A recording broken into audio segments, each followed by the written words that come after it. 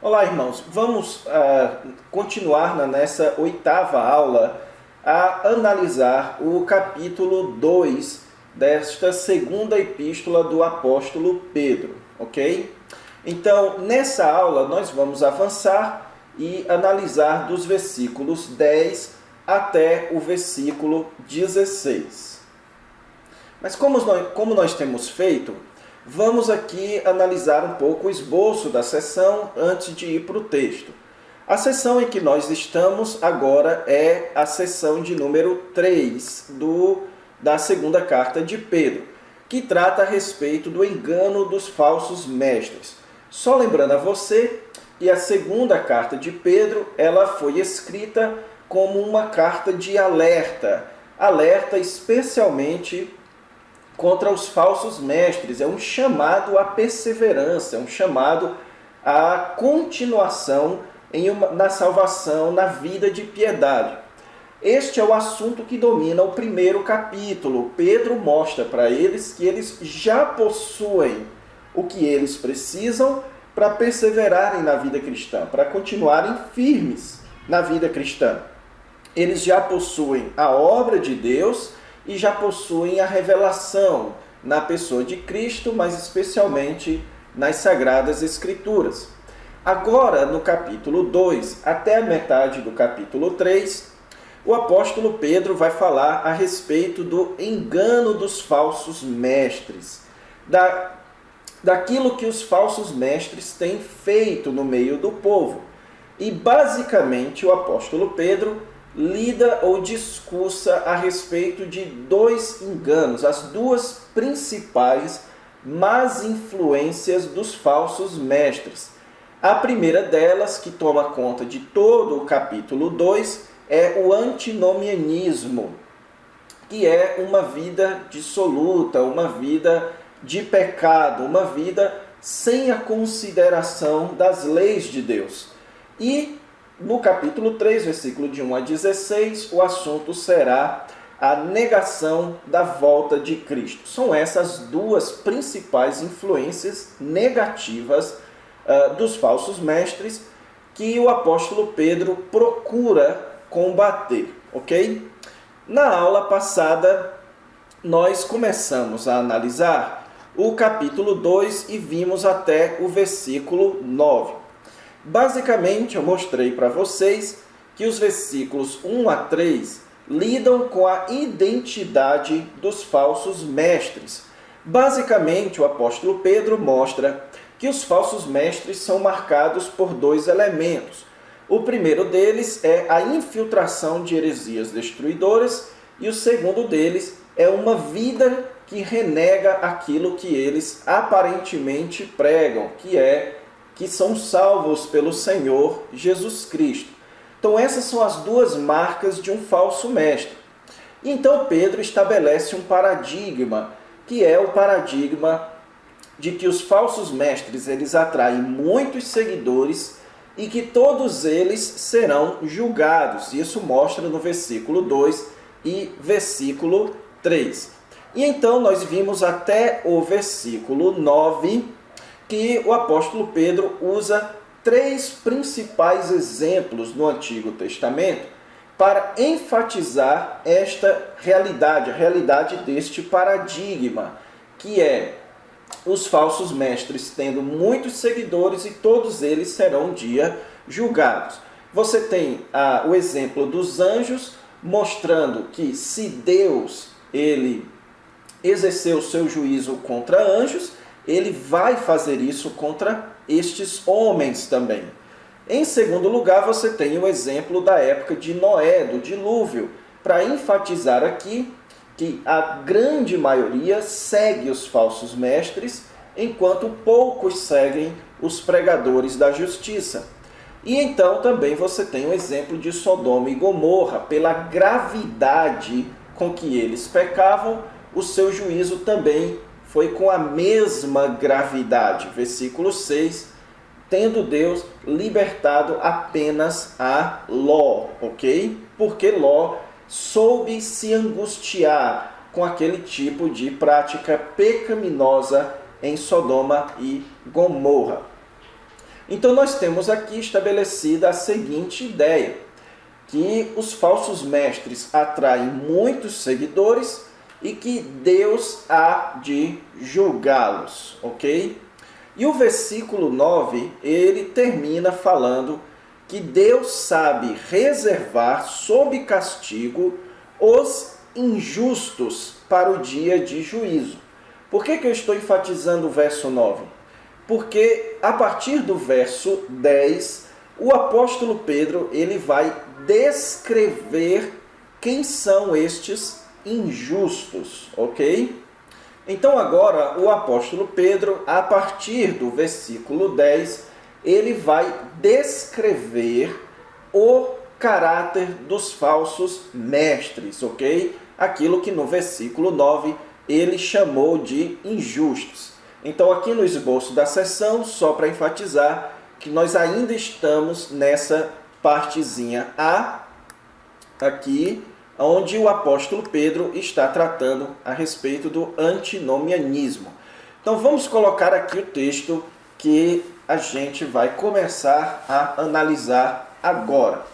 Veja que o versículo 10, ele começa com um especialmente. Especialmente, pessoal, na língua original, ela tem mais a ideia de especificamente. Então, Deus há de reservar os injustos para o dia do juízo. Ele disse no versículo 9. Especificamente, estes que Pedro vai falar aqui, referindo-se aos falsos mestres, ok?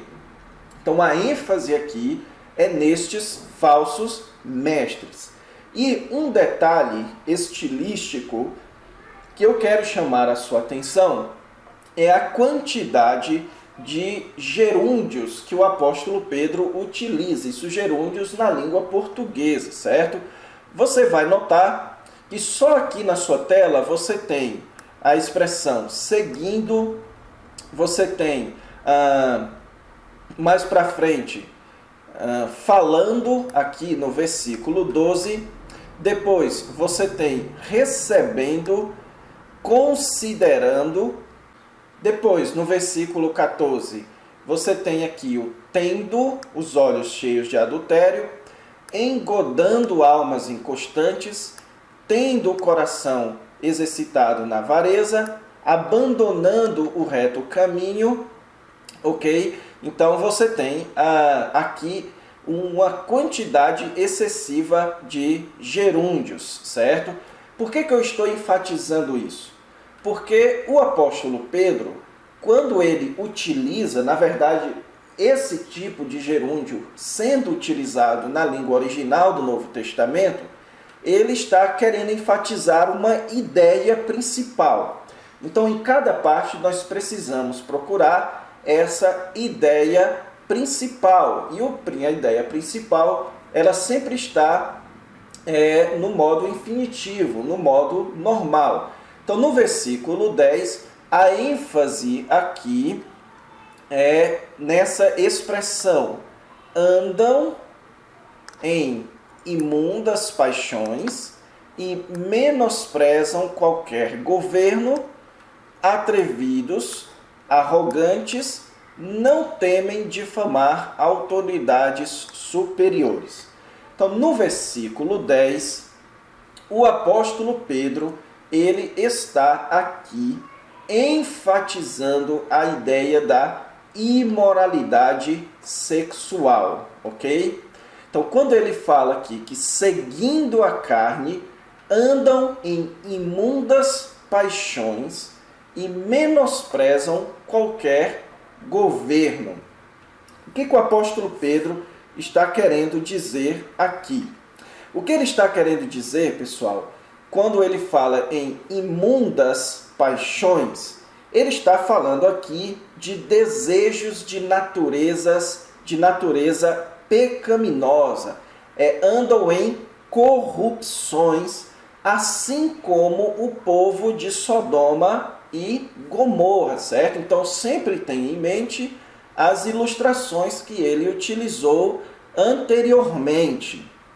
Então, além de andar segundo as suas imundas paixões, você também tem Pedro dizendo que eles menosprezam qualquer governo. A expressãozinha traduzida aqui por menosprezar qualquer governo, ela é a expressão que enfatiza a ideia de antinomia. Por quê? Menosprezar qualquer governo diz respeito a alguém que não aceita a autoridade de outro em sua vida.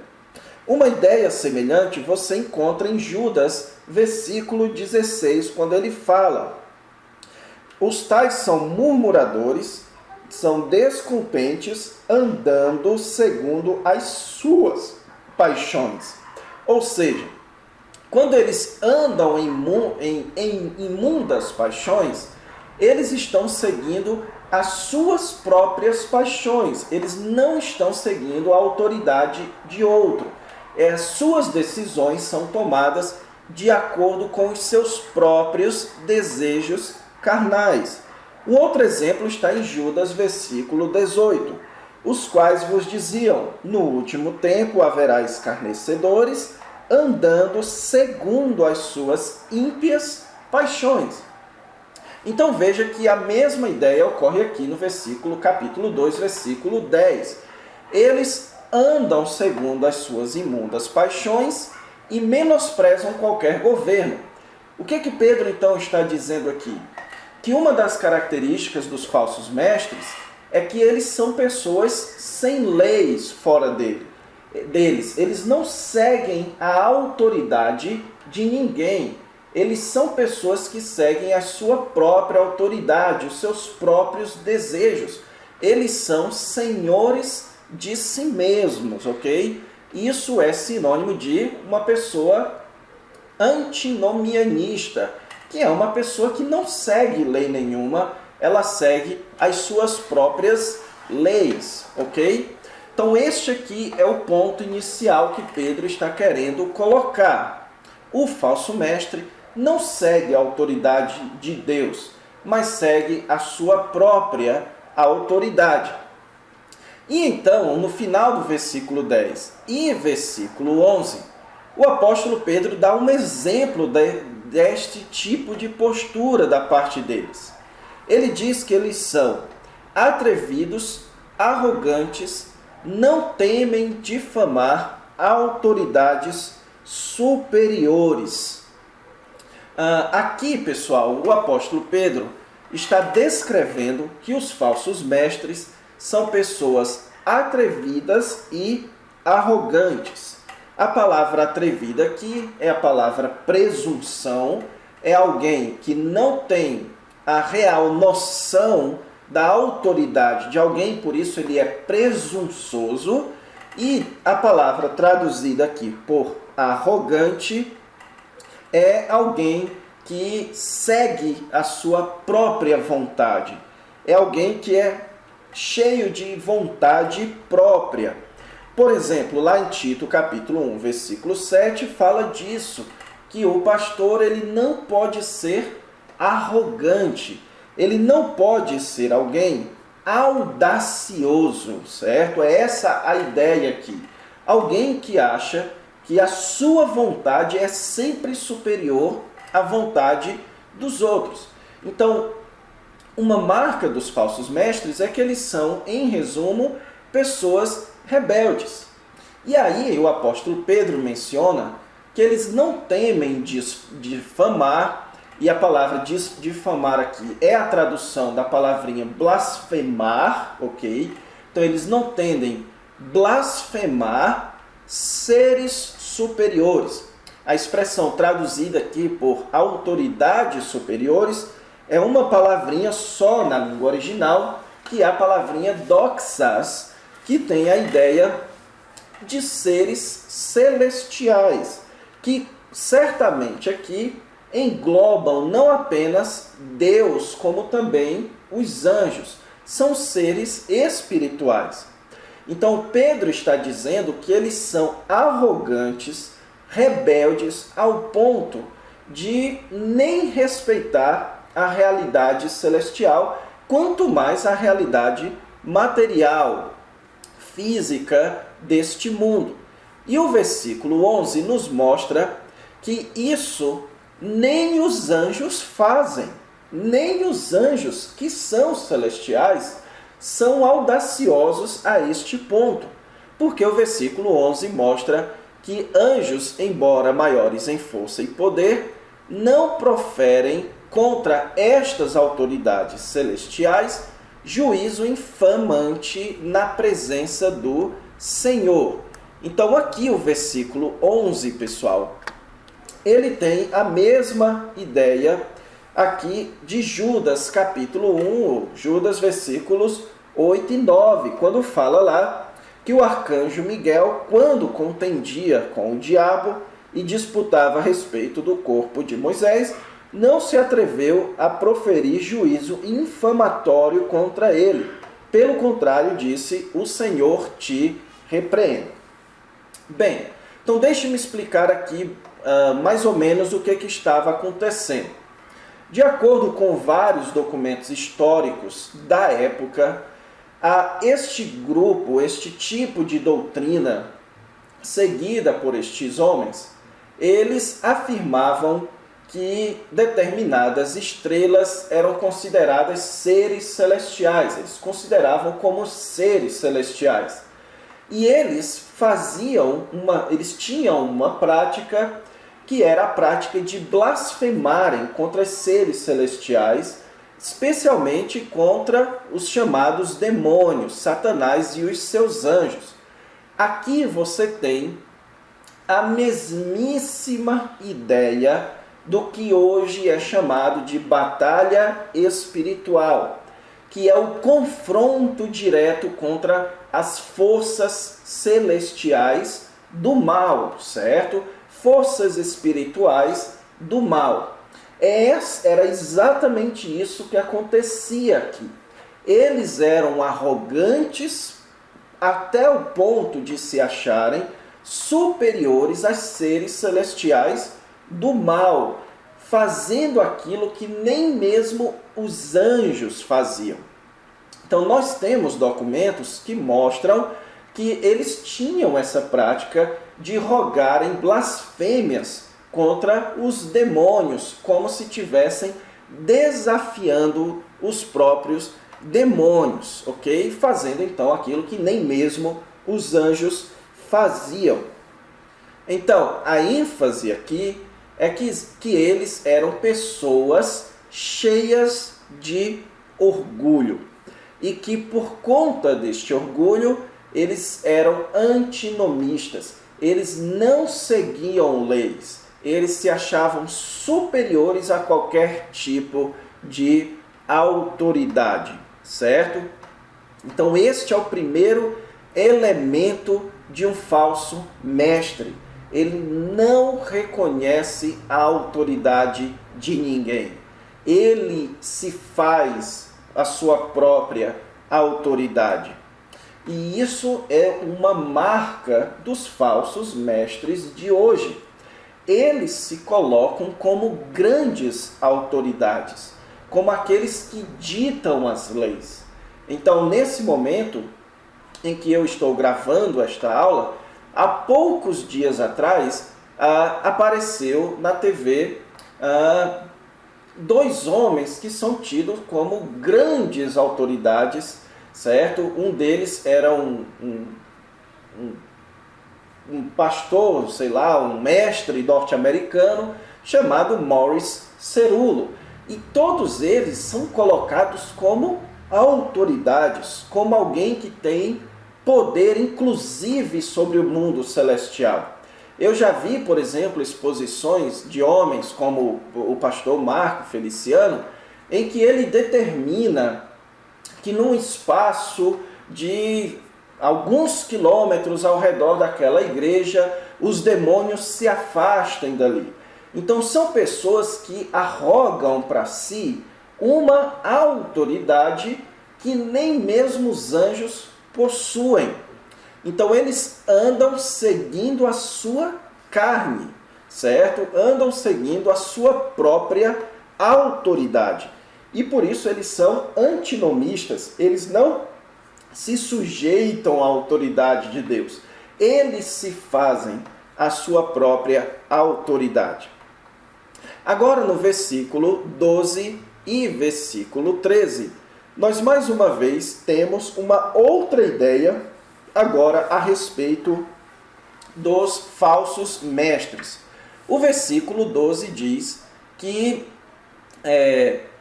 os falsos mestres, eles também hão de ser destruídos. Aqui você tem a ideia central destes versículos 12 e 13. Fala que os falsos mestres, eles vão ser destruídos, eles receberão a punição da prática em que eles se encontram, ok? Então deixe-me explicar para vocês essa ideia muito interessante aqui do versículo 12. O versículo 12 diz aqui que eles são como brutos irracionais. A expressãozinha aqui, brutos irracionais, ela literalmente poderia ser traduzida como bestas irracionais, como animais irracionais, o que nós chamamos hoje de animais selvagens. E é interessante que a palavrinha aqui, naturalmente, ela tem a ideia de criatura de instinto. Então Pedro está comparando aqui os falsos mestres com animais que agem pelo instinto. E ele está refletindo aqui, pessoal, uma ideia muito comum naquela época, que é comum ainda hoje. Há animais que, por conta do que são feitas para a criação, como animais domésticos.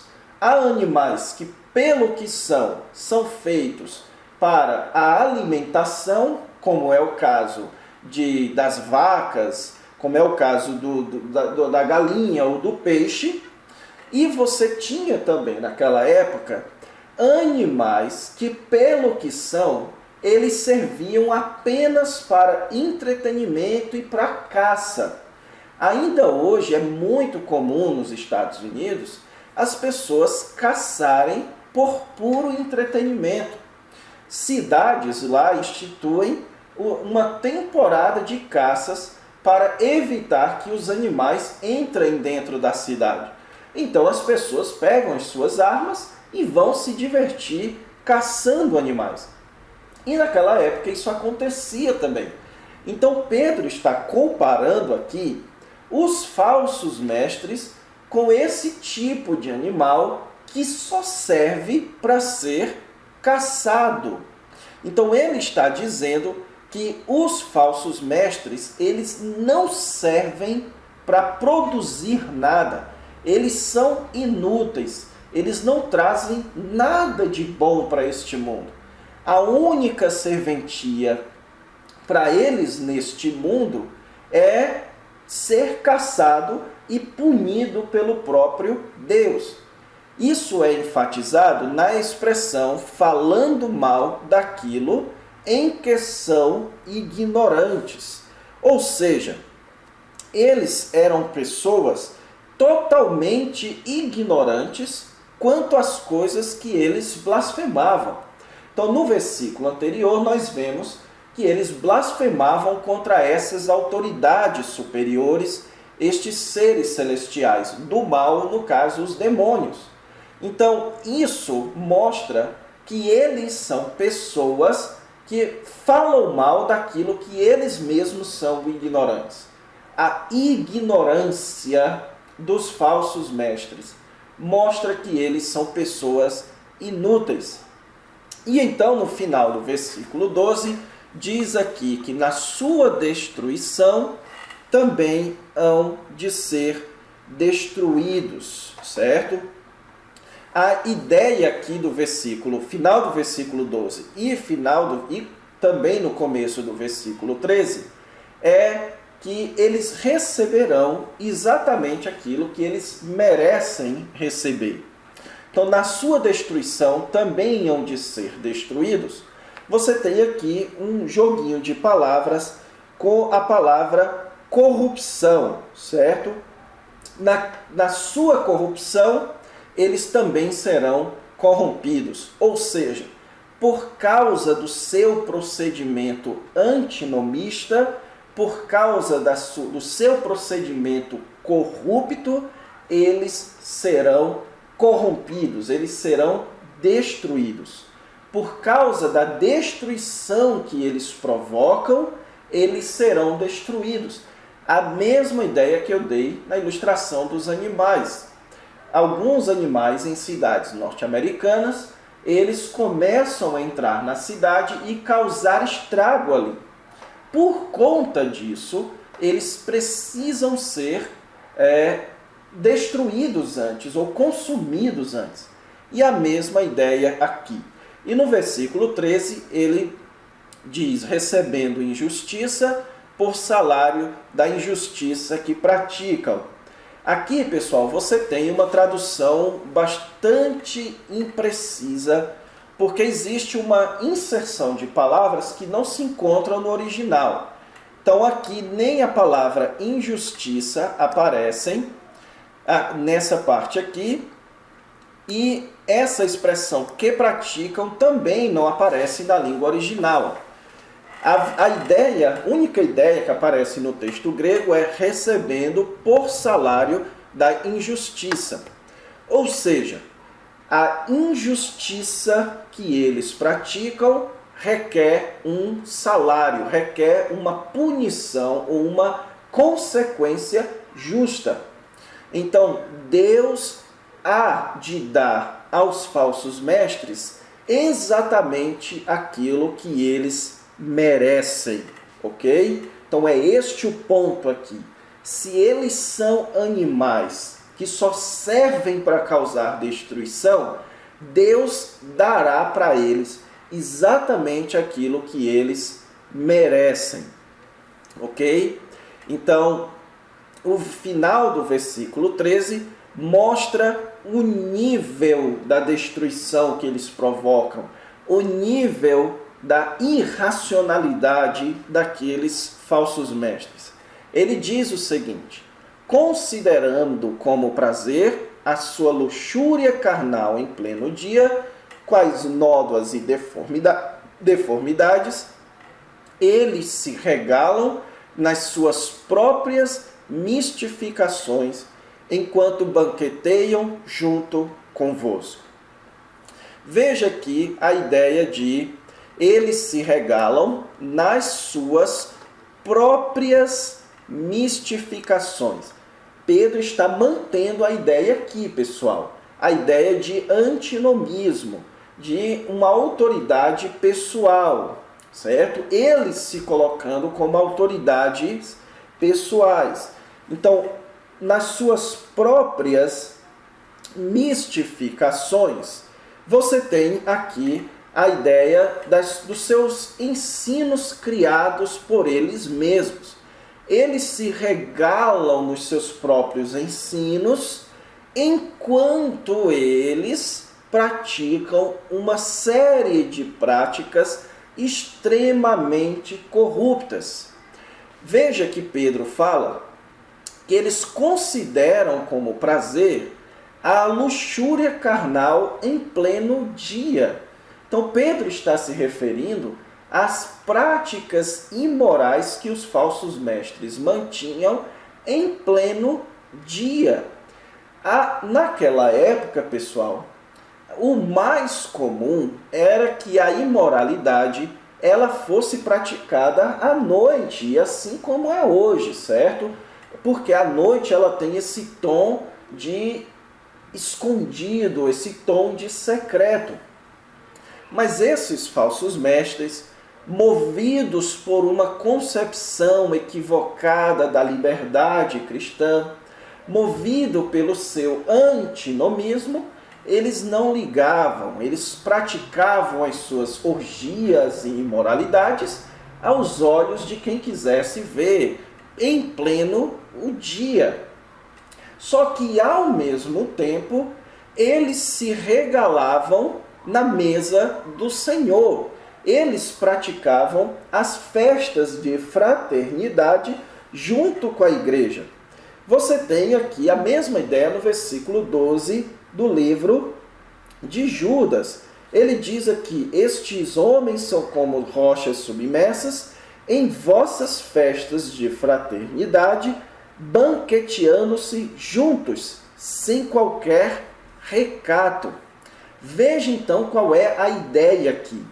Eles estavam praticando orgias enquanto praticavam ao mesmo tempo a ceia do Senhor, que era praticada nos momentos de banquete, de fraternidade da igreja.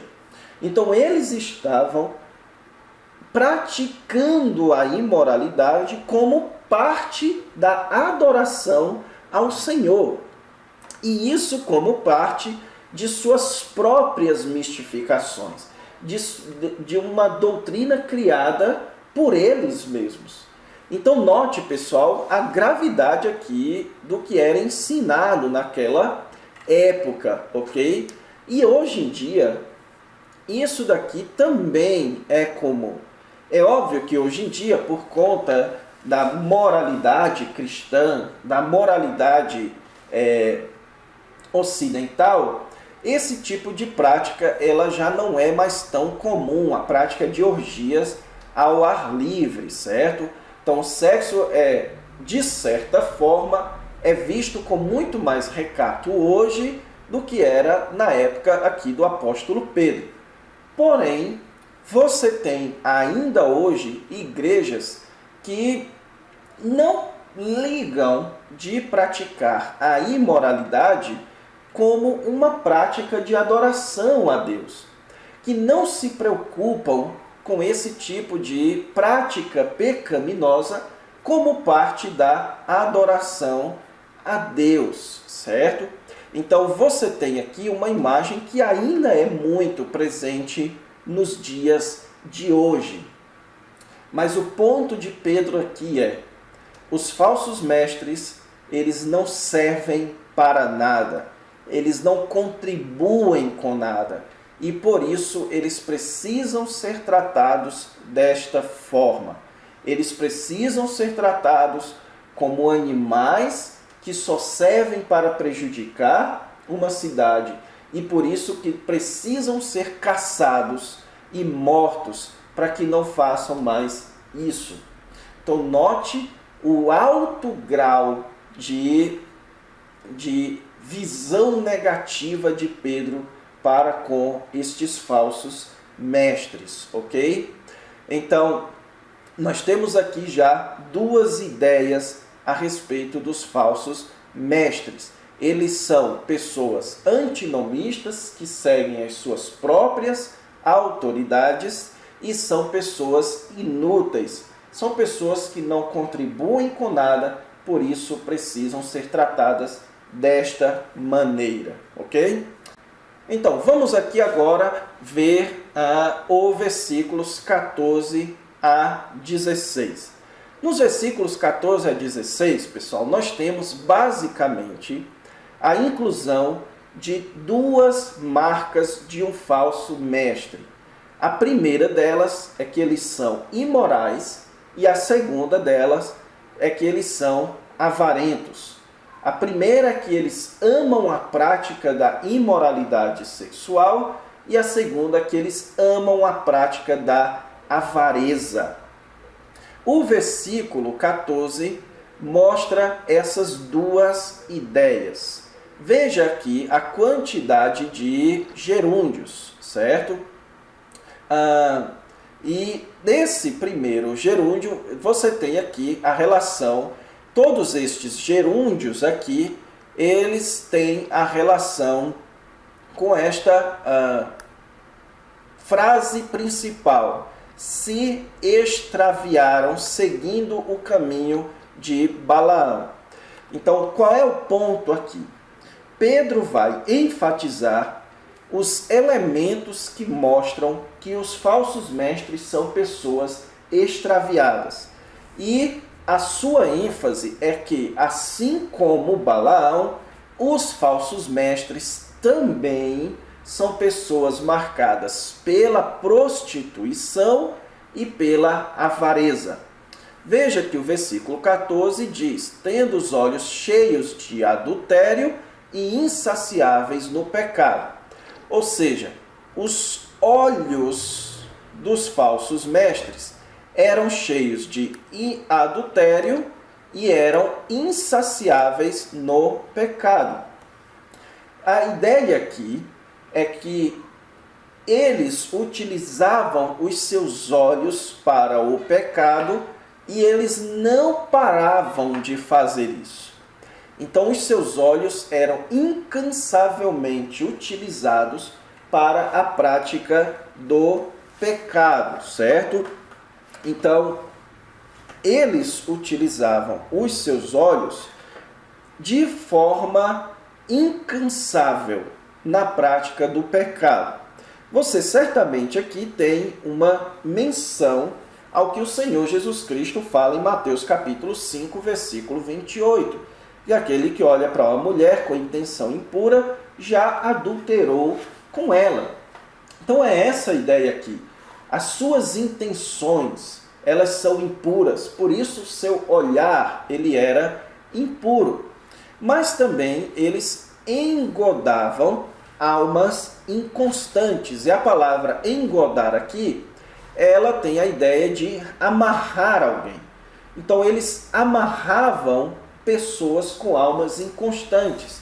Essa ideia também aparece no livro de 1 Timóteo, quando o apóstolo Paulo lá fala a respeito do que os falsos mestres faziam entrando nas casas de garotas, de meninas novas e as enganavam. Então, para suas práticas imorais, eles focavam aquelas pessoas que não eram tão firmes doutrinariamente. Então, uma marca do falso mestre é que ele tenta alcançar pessoas com poucas convicções, com pouca firmeza doutrinária. Então você pode perceber como na grande maioria dessas igrejas ou destas seitas que ensinam essas heresias destruidoras, o público-alvo sempre é um público ignorante em relação à palavra de Deus. Então, para que aprendam todas essas práticas imorais, para que eles tirem suas vantagens dessas pessoas, eles procuram as pessoas que são almas inconstantes, almas não bem firmadas na palavra. E o coração deles, veja que ele fala dos olhos e agora fala do coração, ele é exercitado na avareza. A palavra exercitado é a palavrinha ginazo, que traduzida originou a nossa palavrinha ginásio. Ela tem a ideia de algo que é feito academicamente ou na academia. A ideia aqui é que eles são experts na avareza. Eles são pessoas que sabem ser avarentos, que sabem enganar as pessoas, que sabem utilizar as pessoas para o seu próprio proveito, ok? E que por isso eles são filhos malditos, que é uma expressão hebraica denotando que eles estão debaixo da maldição de Deus. E o versículo 15 e 16, pessoal, ele só conclui mostrando ou dando um exemplo do Antigo Testamento disso. Balaão, nós sabemos pelo livro de Números, que ele incentivou o povo de Israel a se envolver com os moabitas. E nós sabemos pelo Novo Testamento que as motivações de Balaão eram gananciosas. Ele tinha motivações avarentas e por isso ele permitiu ou incentivou a prática da prostituição do povo com outros ídolos e com mulheres também. Então aqui o apóstolo Pedro está dizendo que os falsos mestres são como Balaão. São pessoas movidas por ganância e movidas por avareza também. E ele mantém o mesmo tom que ele manteve dos versículos 10 a 13, o tom de escárnio. Ele diz que assim como Balaão, ele foi exortado por uma jumenta, assim também são os falsos mestres. Em outras palavras, aqueles que são falsos mestres, que utilizam o povo de Deus para a imoralidade e para a ganância, são mais tolos do que o mundo animal de carga. Vocês são mais insensatos do que um próprio jumento, ok? Então, o ponto de Pedro aqui é mostrar o caráter rebaixado e deplorável dos falsos mestres. Então, para encerrar essa aula, irmãos, eu queria só mostrar a relevância que isso que nós vimos tem para os dias de hoje, ok? Nós também vivemos dias que há muitos falsos mestres, e todos esses traços que nós vimos aqui, nós podemos ver nesses falsos mestres do dia de hoje. São pessoas que arrogam para si uma autoridade que elas não possuem, alguns que se chamam apóstolos, paipóstolos, patriarcas, alguns que são celebrados como autoridades, certo? Você tem aí congressos e tudo mais em torno dessa grande celebridade. Então você tem, eu já vi um destes orando em seu próprio nome, ele ora a Deus e diz, aqui quem ora é o fulano de tal, ele ora em sua própria autoridade. Você tem a ideia da batalha espiritual, se arrogam superiores ou mais autoridades do que os próprios demônios, ok? Outro elemento também é que esses falsos mestres não produzem absolutamente nada de bom. Eles não produzem esse crescimento espiritual na pessoa. Eles não produzem o avanço da obra de Deus. Eles não produzem o avanço da palavra de Deus. Nada disso eles trazem de bom. Também são pessoas movidas pela imoralidade sexual. Como eu disse, naquela época, a sexualidade era muito mais aberta do que hoje na sociedade tão influenciada pela moralidade cristã. Você pode achar que não, porque hoje o mundo é mais imoral, você tem a pornografia, você tem tudo isso, mas sem a moralidade cristã, certamente o mundo de hoje, no quesito sexual, seria muito mais depravado do que ele de fato é. Então, naquela época, o nível de depravação era muito grande. Hoje, o que nós vemos é que estes falsos mestres, a grande maioria deles são pessoas altamente envolvidas em escândalos sexuais, certo? Raramente você vê homens como Billy Graham, que moviam multidões e que permaneceu fiel à sua esposa até o dia de hoje, certo? Ele ainda hoje está vivo. Então, homens como este, a grande maioria deles são casados mais de uma vez, são pessoas que nem se preocupam com as práticas imorais no meio do seu povo. Mas a grande ênfase, especialmente no Brasil, é que são pessoas avarentas, são mestres milionários. Você pode perceber que o padrão do Novo Testamento, em que os mestres eram pobres e o povo rico, ele foi trocado nos dias de hoje, onde esses supostos pastores são milionários e o seu povo é pobre, certo? Você tem hoje pastores com uma fortuna bilionária, certo? Há algum tempo atrás, a revista Forbes publicou que alguns deles têm fortunas de 400 milhões de reais, 800 milhões de reais, 1 bilhão de reais. Então são pessoas milionárias, são pessoas muito ricas e que sabem utilizar o povo para a produção da sua própria riqueza. Então note, pessoal, o texto aqui é extremamente atual. A presença dos falsos mestres ainda é marcante nos nossos dias. E aqui nós estamos aprendendo a identificá-los. Agora, para encerrar de vez, eu quero só deixar uma palavra de avaliação. Vamos avaliar as nossas próprias vidas também. Nós que somos pastores, podemos ser tentados a trazer para nós essas características dos falsos mestres. O pecado e Satanás vão tentar nos desqualificar, nos dando esse tipo de elemento também. Então avalie a sua vida sexual, a sua vida com os seus olhos.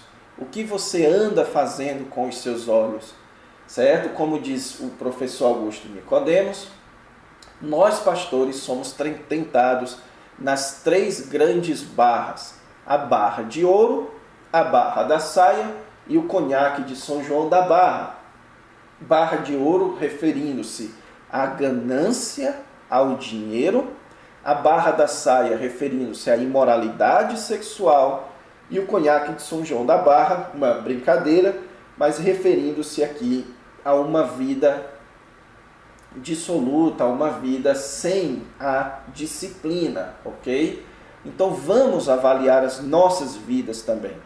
Que nós não nos tornemos pastores de nós mesmos, senhores de nós mesmos, mas coloquemos o nosso ministério sempre debaixo do senhorio do Senhor Jesus, seguindo a conduta que Ele espera de nós e não a conduta que nós estabelecemos para nós mesmos, ok?